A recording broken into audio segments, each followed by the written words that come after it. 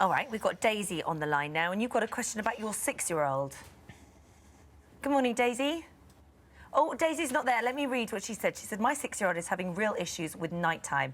She is in a nappy every night and wakes up wet every morning. My doctor just dismisses it. I don't want her to take medication. Do you have any practical advice? Well, what Daisy's daughter is experiencing is what we call nocturnal enuresis, so the wetting of the bed.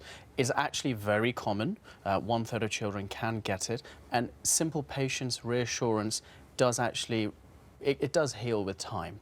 Sometimes it takes up to the age of 7 onwards to actually diagnose it, and there's a number of causes for it. It can be familial, so if your parents have ever had wetting at night, the child has a 30% chance of getting it.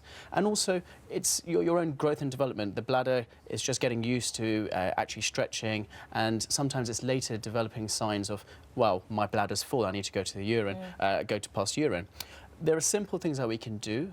So you can ask Daisy's child to kind of control the amount of water she drinks before going to sleep, encourage her to go and pass urine a couple of times before going to sleep, and just positive reassurance. So if she does wet the bed, then instead of getting a bit upset, just helping her in part of the process of changing the bed sheets, because that all interacts with the child, helps them with their nerves as well. Not making it a big issue. Exactly. Should you keep those sleep nappies on at night? Or should you take them off and keep changing the bed every night? What's the best thing to do? Does it make them lazier if they have those, or is it better to do that because then they haven't got the thing of wetting a bed? I think it reduces the motivation to need to stay dry if you're wearing the nappies. If you know that, actually, I'm going to wake up in the morning, it's all going to be contained in a nappy, there's no motivation to actually need to try and keep dry. So in my opinion, I would trial at least a time without the nappy and then, you know, intermittently keep going back to it if it does keep failing. But there are also brilliant bedwetting alarms that you can try.